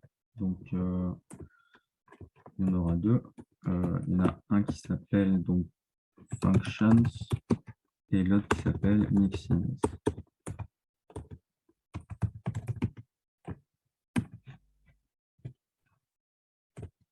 Donc, il y a toujours des erreurs. Donc, mixin, je l'ai mis au singulier, mais ce serait plus logique de le mettre au pluriel. Et reset, donc j'ai mis un underscore dans l'appel, mais il n'a pas été défini qu'un underscore. Du coup, ça posait problème. Et là, ça s'affiche correctement. Ok, je peux passer à l'exercice suivant. Donc, découvrez la compilation en mode compresseur. Donc, on compile son CSS. Donc, on compile son SAS en CSS et on passe par différents modes. Il y en a 4. Il y a le compressé, il y a le nested, il y a le compact et il y a le mode extended. Je crois que par défaut, c'est le mode extended. Dans le cours, ils disent que c'est nested, mais je n'ai pas trop compris c'est quel nom qui est par défaut. Enfin bon. Donc, ils se ressemblent un peu tous. Donc, en fait, il y a deux types de compression. Il y a une compression qui est compactée et une compression qui est indentée. Et en fonction de ces deux catégories, il y a deux manières de les voir. Donc, on a nested et expanded qui sont à peu près pareils. On a compressed et compact qui sont à peu près pareils. Compressed, c'est totalement illisible. Compact, c'est un peu plus lisible. Nested et extended, c'est quasiment la même chose. Donc, dans cet exercice, on voit ce que je fais dans tous les exercices depuis le début. C'est-à-dire que je compresse, c'est-à-dire que je compile mon SAS en CSS en passant par le terminal et npm node. Donc, on vous propose dans le dossier travail de lancer la commande npm init pour initialiser votre dossier travail en tant que package npm et de pouvoir ensuite utiliser des scripts qui sont définis dans le fichier généré par cette commande npm init. Donc, dans chaque projet, je l'ai fait. Si je pars dans l'exercice, donc j'ai toujours eu un package.json dans tous les dossiers et j'ai un script qui est défini à l'intérieur. Et quand je fais npm run sas, en fait, il fait npm run, il exécute ce script qui s'appelle sas, et ce script contient un autre script qui lui dit de faire ça. Donc sas, c'est le package npm qu'on installe. Tapez npm install sas-g pour général, pour l'installer sur votre système. Et après, vous pourrez exécuter sas directement dans votre terminal ou en utilisant un script Node.js comme ça. C'est pareil. En fait, ça, c'est comme si vous l'exécutez dans votre terminal. C'est juste que C'est un raccourci que permet Node.js. Donc, on donne la cible à compiler, on donne la destination vers laquelle on veut que ça soit compilé, et après, on a des espèces d'options. Donc, on peut mettre le tiret watch et on peut mettre le style de compression qu'on veut. Donc, on peut par exemple rajouter le style compact pour compiler le code d'une autre manière. Donc, si je vais dans le bon dossier de travail, bon, visiblement, il n'est pas content. Donc là, quand ça marche, une commande qu'on fait ne marche pas, il nous donne un manuel pour nous indiquer qu'est-ce qu'on pourrait faire. Donc, on voit qu'il y a des options qui sont listées. Le W, je vous l'ai montré à l'instant. Et il y a tout plein d'options. Donc, on regarde le message d'erreur. Itico compat is not allowed value for style. Donc, on voit qu'ici, il y a style. Et en fait, il n'en présente que 2. Très bien. Donc, bon, dans le cours de SAS, ils en présentent 4, mais là, il n'en reste plus que 2. Et donc, le expanded, c'est celui par défaut, c'est celui qui est de cette forme. Et donc, du coup, je vais mettre en mode compressé, puisqu'on n'a pas le choix de toute façon. Compressed. Je sauvegarde. Je relance le npm SAS. Je peux peut-être modifier le fichier. Je sauvegarde. Donc, il a compressé. Donc, je vais regarder le fichier CSS sorti. On voit qu'il est sur une seule ligne. Donc, tout le code est sur une seule ligne, tout le code qu'on avait là, parce que c'est le même espace de travail sur l'exercice précédent. Et voilà à quoi ça sert. Donc, c'est totalement illisible. Il y avait un autre mode qui était le compact, où en fait, chaque règle est sur une ligne. Et par exemple, tout ça, c'est sur une seule ligne. Et tout ça, c'est sur une seule ligne, ainsi de suite, ainsi de suite. C'est pratique à lire, mais c'est pas accessible là, par contre, on dirait. Donc voilà, c'est tout ce que j'avais à dire pour cet exercice. On peut passer au suivant. Donc, utiliser les mixins avec les maps. Les maps, c'est un style de variable. Donc, on nous demande de créer une variable qui s'appellerait btnMods. Donc, on utilise des parenthèses pour créer des maps et on sépare les éléments par des virgules, il me semble. Et donc, une map, c'est une clé associée à une valeur. Et donc, les maps, ce sont des clés associées à des valeurs. Donc, il nous demande de mettre une clé avec pink, avec la valeur couleur secondary, et une clé blue avec la valeur couleur ternary, et de remplacer dans le code les endroits où il y a couleur secondary, couleur ternary, par notre map en utilisant la fonction getMap pour obtenir la valeur d'une clé de notre map. Donc bon, c'est bien les explications, mais on va passer à l'action. Donc, j'ouvre les fichiers HTML, CSS comme d'habitude. Et donc, on me demande de créer une variable. Alors, btn mods, deux points. Et là, j'ouvre des parenthèses. Je mets mon point virgule. C'est bien d'aller à la ligne pour que ce soit clairement visible. Donc, je crée une clé pink et je lui donne la valeur color secondary.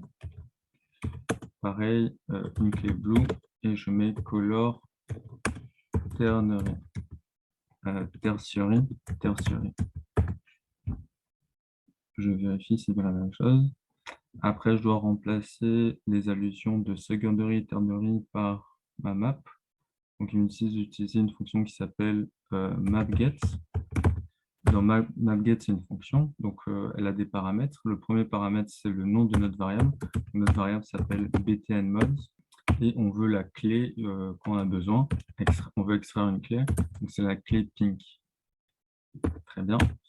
Et je fais pareil pour le ternary. Sauf que là, je ne vais pas demander pink, mais blue. Et je demande blue.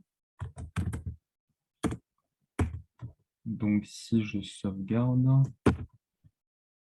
donc je l'ai créé directement dans le fichier SAS, mais maintenant je peux refaire mes exercices dans le HTML directement. Donc, pour avoir le résultat en direct, c'est plus simple. Et on voit que ça n'a strictement rien changé. Si je m'amuse à changer une valeur, on va voir que ça va pas marcher. Et pareil, si j'en change une ici aussi, on aura plus donc on n'a plus notre rose, on n'aura plus notre bleu maintenant. Donc le bouton BTN, il a une valeur par défaut qui est primary, et primary, apparemment, il est en vert. Et comme les autres n'arrivent pas à l'écraser. Donc quand on regarde le HTML, toutes les divs ont un BTN, mais il y en a qui sont écrasés par un BTN modifier, soit pink, soit blue. Donc en mettant les bonnes valeurs, on obtient la couleur désirée. Donc c'est comme ça qu'on utilise des maps. On crée une variable avec des parenthèses, on met une clé et on associe une valeur. Donc je vais compiler dans le CS, dans le terminal. Donc on obtient bien nos valeurs pink et blue de cette manière. Donc voilà, c'est tout pour cet exercice. Alors pour chacun et jusqu'au dernier. Donc ça, c'est un petit peu une métaphore pour parler de boucles. Les boucles, c'est une notion prépondérante dans tous les langages de programmation et vous ne pourrez jamais y échapper. Donc il y a plusieurs types de boucles dans tous les langages de programmation et dans celui-là aussi, il y en a plusieurs. Donc on va lire les to-do list. Donc, et je l'ai lu un petit peu avant et comme d'habitude, c'est un peu du charabia. Il faut savoir de quoi ça parle avant de comprendre. Donc, stocker votre boucle conditionnelle dans une mixine appelée btn-mods avant un argument pour map. Ça veut rien dire. Donc, tout ce qu'on doit comprendre, c'est qu'on doit créer une mixine qui s'appelle btn-mods. Après, on passe au suivant. À l'intérieur de la mixin, donc btn-mods, configurer une boucle each, donc créer une boucle each avec les variables $mod et $val pour le contenu de la map. Donc, on va regarder dans la documentation de SAS, donc la boucle each ici. Donc, on est dans flow control et at rule, donc arrobase. Et flow control, on a plusieurs types de boucles, dont les conditions. Et donc, on peut faire des boucles avec each sur des listes, sur des maps ou sur des listes de listes. Donc là, c'est une liste et cette variable est une liste de listes. Donc nous, on travaille avec des maps dans cet exercice. Donc là, on voit qu'on fait each. On met, donc là, il dit de mettre deux variables qu'on appelle mod et val. Donc c'est là qu'on les met, mod et val, in btn-mods, la variable qu'on aura. Et à l'intérieur, on met le code qu'on voudra créer. Donc c'est ça qu'il demande de faire. À l'intérieur de la boucle each, utiliser la syntaxe d'interpolation pour compléter le sélecteur après une esperluette et deux tirets. Donc ça, c'est l'esperluette et les deux tirets, c'est pour créer des modifiers, un élément BIM. Donc l'interpolation, c'est le fait de faire ça, en fait, dièse accolade ouvrante, le nom de la variable et accolade fermante. Donc du coup, ça va changer le nom de la variable en sa valeur.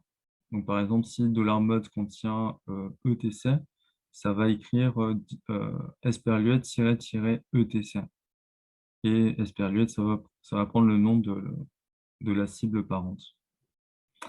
Donc à l'intérieur du sélecteur modifier, donc esperluette-tiret, c'est le sélecteur modifier, créer une propriété background et donner la valeur de val.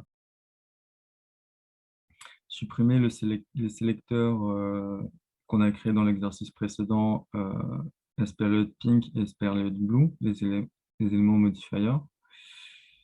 Inclure la mixine btn à la fin du bloc btn en passant en argument btn-mods. On regarde le SAS et vérifier que le rendu est bon.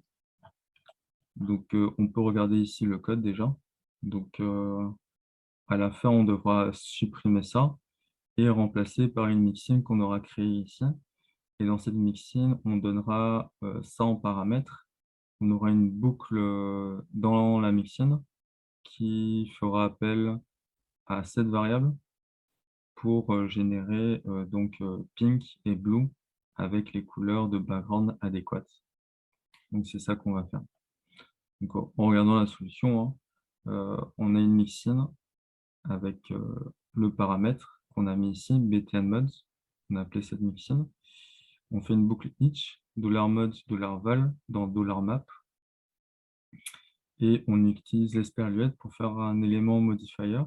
On utilise l'interpolation. On met la variable $mode qui contient pink ou blue. À l'intérieur, donc on ouvre les accolades. À l'intérieur, on met background avec $val qui contient donc, les valeurs couleurs secondaires et couleurs ternaires. Ok, très bien. Donc, j'ouvre l'exercice. C'est le 4. Dans le SAS, je l'ouvre aussi. Donc, ce que je dois faire, c'est créer une mixine. Donc, mixine btn mode. Je fais une boucle each. Donc, on a $mode, $val, in, $maps. Maps, c'est le paramètre de ma mixine. Donc, je l'écris ici. Je ne sais pas pourquoi je mets au pluriel, c'est au singulier. C'est plus rationnel. J'ouvre les accolades. Et donc, pour chacun, je vais créer une cible et des valeurs à l'intérieur. Donc, la cible, ça va être esperluette, modifier. Je prends l'interpolation. Donc, j'aurai à l'intérieur $mode. J'ouvre les accolades pour créer les règles CSS. Donc, on a background avec la valeur de $val. Et normalement, ça nous génère notre code. C'est juste qu'il faut que j'appelle ma mixine ici. Donc, je fais un include de btn mode. Je lui donne $btn mode en paramètre. Et j'oublie pas mon point virgule à la fin. Je vais dans le dossier en question.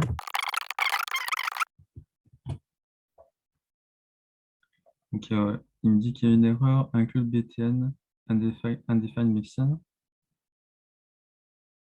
Btn mods, ouais, je dis que je le mettais pas au pluriel. Non, c'était pas ça, mais c'est pas grave. Donc, ouais, ligne 47. Ah, ouais, c'est vrai qu'il y a deux types de manières de faire des commentaires en SAS. C'est soit en faisant avec deux slash comme ça, et du coup, il est jamais compilé. Ou alors, si on met comme ça, bah, il est compilé, mais en mode commentaire, quoi. Vous voyez que là, il est compilé. Donc, bon, la meilleure manière de faire, hein, c'est de supprimer tout ça. Et ouais, il n'y a plus d'erreur. Donc, je sors la version du CSS. Et si jamais je remets mon... Ouais, il met des erreurs. Si je fais ça et que tout ça, du coup, je mets comme ça. Donc, on voit que les commentaires avec slash étoile, ça les laisse dans la compilation. Mais quand on met avec deux slash, bah, ça les retire de la compilation. Ça aussi, c'est à savoir. Donc, voilà pour cet exercice, hein. Donc, on devait créer une boucle avec un bon nom. Savoir comment on utilise une boucle each. Faire une interpolation et donc savoir utiliser une interpolation. Continuer d'utiliser la boucle et appeler la mixine qui utilise la boucle. Voilà l'exercice qu'il y avait à faire. Je passe au suivant. Ajouter des breakpoints pour une mise en page responsive. Donc, le SAS a une manière assez particulière d'utiliser du responsive et assez flexible qui est assez utile au final. Donc, créer une media query dans le sélecteur article image grâce au mot-clé média, comme le mot-clé basique média. Donc, le sélecteur article image, c'est celui-là. Configurer la query pour que la propriété max width ait une valeur de 599 px. Ajouter des accolades. À l'intérieur des accolades, placer la propriété à appliquer quand la largeur de la fenêtre de navigateur est inférieure à 590, c'est-à-dire configurer une largeur à 100%. Donc, regardez le rendu de la page, modifier la largeur de la page pour obtenir le résultat voulu. Regardez le CSS compilé. En dehors de la règle, on devrait voir notre article selector. C'est toujours bien écrit, hein. Ayant une width à 580, un max width à 599, il fait plein de fautes dans son truc, c'est juste horrible, quoi. Bon, ok, on va faire comme si on ne voit pas. Donc, je vais dans l'exercice concerné, j'ouvre le HTML, j'ouvre le SAS aussi, et je vais commencer l'exercice. Donc, bon, je le code directement dans l'HTML. Donc, mot-clé média, comme d'habitude. On peut cibler un écran en particulier ou pas. Moi, j'ai l'habitude de mettre toujours screen. On a un max width à 599 px. On ouvre les accolades et on doit mettre un width à 100%. Ma foi, c'est tout, hein. Donc, je ne suis pas directement dans l'exercice. Je vais ouvrir la console. Et donc, quand la console est ouverte et que je modifie la taille de l'écran, ici s'affiche la taille de la fenêtre actuelle. On voit qu'il a 1175, 1190. Donc, on va essayer d'observer une modification ici déjà. On va aussi cibler le bon élément, donc article image. Donc, on voit les règles CSS ici, on ne voit pas encore notre media query. Et quand je descends, on voit que le vert a pris toute la largeur, si vous n'avez pas vu. Et on voit ici, ça a bougé aussi, il y a notre media query qui apparaît. Très bien. Donc, je l'ai dans l'HTML, il faut que je le vois. Donc, on nous demande de le regarder dans le CSS. À quoi ça ressemble? Donc, je sauvegarde et je vais aller compiler mon CSS, mon SAS. Donc, c'est P3C5E1 et npm run SAS. Je vais ouvrir mon CSS. Et donc, on voit qu'on a article image et on a une media query à part où il y a juste la règle de article image juste pour cette règle, alors que nous, on a mis la media query à l'intérieur du nested element beam. Et du coup, c'est super pratique les media query en SAS.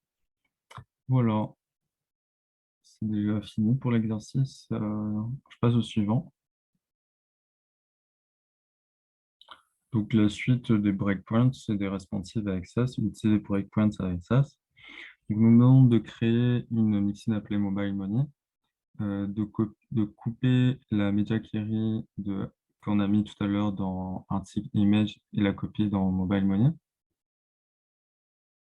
Remplacer la propriété width de la directive SAS par contents. Donc, on verra tout de suite.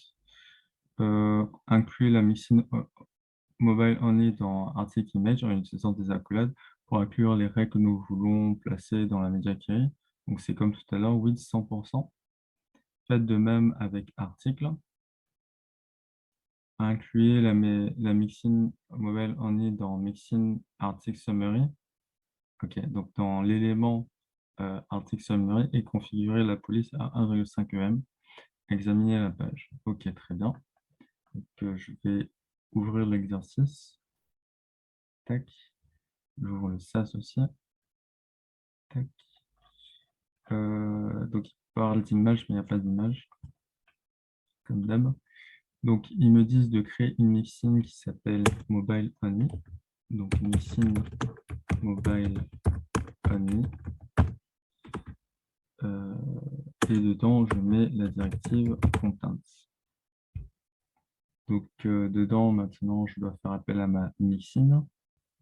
Attends. Alors, couper la media query et la mettre dedans. OK. J'ai un peu du mal, désolé. Et couper cette directive pour la mettre dedans. N'oublie pas le point virgule. J'entends bien mon code. Et non, c'est bon. Et donc, je peux appeler ma mixin ici. Donc, include mobile année. Donc maintenant, j'ouvre les accolades et je peux mettre le width à 100% que j'avais tout à l'heure. Je fais néant, je vais juste le copier-coller. OK. Je le mets là. Et donc, du coup, quand j'appelle ma machine mobile only, content va représenter ce qu'il y a dans les accolades de mon appel à ma machine. Donc, il me dit de faire la même chose pour article lui-même. Donc là. Et il me dit aussi de faire un truc pour article summary et configurer la police à 1,5 EM. Donc ici, je vais mettre plutôt font size à 1,5 EM. Donc très bien, je sauvegarde. J'observe le résultat. Donc il faut toujours que notre écran soit assez petit pour qu'on puisse observer les changements. Donc j'imagine que ça maintenant c'est à 1,5 EM. Oui. Et donc j'observe mon article, il est à 100%. Je ne sais pas si ça change ça, si j'enlève ça. OK. Donc avant, ouais, c'est vrai qu'il ne prenait pas toute la largeur. Maintenant, il prend toute la largeur. Et on a le petit article qui lui aussi prend toute la largeur, alors qu'avant, il ne prenait pas toute la largeur de son parent. Donc bon, je sais pas ce qu'il y a de différent avec l'exercice précédent.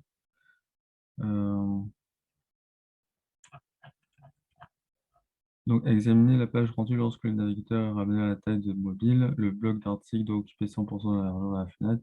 Tout comme l'image, la taille, il n'y a pas d'image. La taille de police de résumé doit augmenter de 50% et passer à 1,5 EM. Regardez le CSS compilé. Chaque sélecteur qui contient la Mixin Mobile Money doit désormais avoir une média carré contenant les propriétés que nous avons incluses dans l'instance de la Mixin. Il ne reste plus qu'à compiler mon petit SAS. Donc, je copie-colle tout ça. Tac. Donc, on voit bien qu'il a mis une variable breakpoint et je ne l'ai pas utilisé en fait. Ce que j'aurais dû faire, c'est utiliser la map. Ben, je vais le faire là. Donc, je colle ça. Et en fait, c'est sûr que s'il ne dit pas, je ne vais pas le faire, hein. Il n'est pas super, super secours. Donc, on a mapget pour récupérer des éléments d'une map. Et on veut récupérer la clé mobile. Donc, ça va nous sortir la bonne règle. Donc, pour être sûr que ça marche, je vais le copier-coller ici. On voit bien que ça fonctionne toujours. Je vais vérifier le CSS compilé. Donc, dans article, on a bien un article 100%. Dans article image, on a pareil. Et pour summary, on a pareil. Le seul point négatif, c'est que c'est toujours la même media query. Elle est répétée plusieurs fois. Genre, on aurait pu avoir toutes ces règles dans une seule media query. Du coup, on a 3 media query. Bon, ça change rien, mais c'est juste que ça fait des lignes en plus et c'est pas terrible. Donc voilà, c'était donc le dernier exercice de ce fil rouge qui, ma foi, je pense que je vais rectifier le texte à chaque fois qui est un peu défaillant, qui est souvent défaillant. Et voilà. Donc, je pense qu'il y aura aussi quelques modifications qui sont faites quand vous réaliserez la vidéo pour rendre un peu toute la page un peu plus ergonomique et facile d'accès. Voilà. Merci d'avoir suivi la vidéo. On se retrouve dans notre prochaine séance de mentorat. Bye bye.